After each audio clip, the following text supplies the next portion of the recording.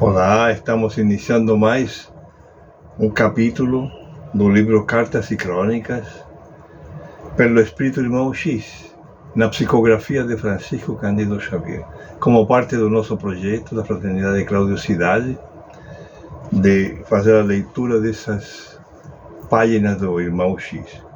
Estamos no capítulo 14. Esse livro foi enviado em 1966 e hoje nós vamos ouvir a história na voz da nossa contadora de histórias, Maria Cristina, que está aqui do meu ladinho. Sempre. Então, vamos lá continuar a nossa leitura e as nossas reflexões e oportunidades de aprendizado e de compartilhamento, como disse a história anterior. Isso mesmo. Não vamos esquecer de compartilhar aquilo que a gente vai aprendendo e vai lendo. Principalmente história. História é bom demais compartilhar. O capítulo 14, Comunicações. A história parece brejeira, mas o fato é autêntico. Rafael Provenzano escutava os grandes comentaristas do Evangelho entre despeitado e infeliz, atormentado de inveja. Queria também falar às massas, comover a multidão. Nada lhe fugia tanto aos olhos quanto a tribuna. E aguardava ansioso o dia em que pudesse alcançar aquele ponto saliente no espaço, de onde a sua voz conseguisse impressionar centenas de ouvidos. Embora fixado a semelhante ambição, era empregado de singela sapataria, e a sua especialidade era bater pinos em sola.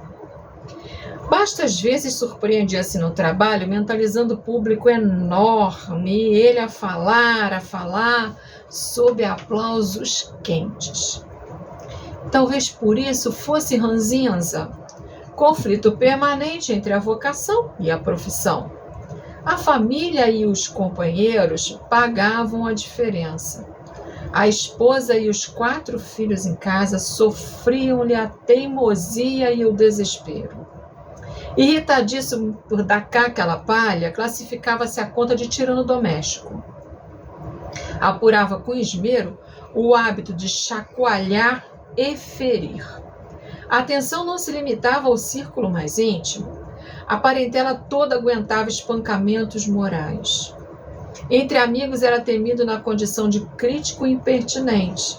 Apesar de tudo isso, a paixão de Rafael era pregar solenemente a verdade cristã nos templos espíritas. Certa noite, quando falava Martinho, o orientador espiritual da reunião mediúnica de que era participante, Rafael consultou o comunicante a respeito de seus velhos propósitos. Sim, meu filho, comentou o benfeitor, através do médium. Você poderá ensinar mais tarde das tribunas. Agora, porém, é cedo. Convém estudar, preparar-se, aprender a servir. E prosseguiu explicando que a banca de solador era também lugar santo. Podia demonstrar fé e abnegação pelo exemplo, edificar, inspirar, auxiliar. Provenzano ouviu paciente, mas saiu desapontado. Decorridas algumas semanas, o grupo se aprestava à reunião em sala adequada. Conversa amena. 1 hora faltando para o início das orações. Rafael chega alegre. Participa que deseja expor ao estimado Martinho o estudo de um belo sonho e contou aos circunstantes que na noite anterior se vira espiritualmente fora do corpo físico. Sentira-se volitando, leve qual pluma ao vento, e contemplara nos céus um cartaz com 6 letras: A, D, P, S, B, P, em projeção radiante. Tomara nota de tudo ao despertar. Dona Emília, que supunha nos sonhos um constante veículo para grandes ensinamentos, inquiriu dele quanto à conclusão a que chegara. Pois a senhora não compreende? E Rafael planou para o auditório interessado. Segundo a minha intuição, as letras querem dizer: agora deves pregar sem bater pinos. E acentuou que, apesar de algum sacrifício para a família, se dispunha a tentar outro emprego. Precisava de tempo livre. Se isso redundasse em privações e provações, afirmava-se pronto para o que desse e viesse. Por fim, declarou-se cansado de bater couro de boi para calçados. Aspirava a posição diferente. No horário justo, a pequena assembleia se entregou às tarefas que naquela noite se vinculavam à desobsessão. Atividades preparatórias, preces, e começou o movimentado socorro às entidades enfermas. Martim ocupava o médium esclarecedor que de quando em quando orientava os serviços, dava ideias. Rafael pediu vez para conversar. O instrutor, contudo, recomendou-lhe esperasse.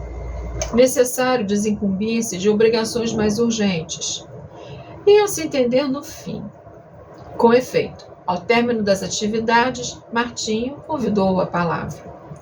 Algo tímido, Provenzano narrou o sonho, referiu-se às letras luminosas que descobrira no firmamento, como que brilhando especialmente para ele, e reasseverou os antigos desejos. Queria ser grande conferencista e prometia consagrar-se de corpo e alma aos ensinamentos públicos do Evangelho. O amigo espiritual sereno perguntou sobre a interpretação que ele, o interessado, dera às letras. Rafael, impávido: agora deves pregar sem bater pinos.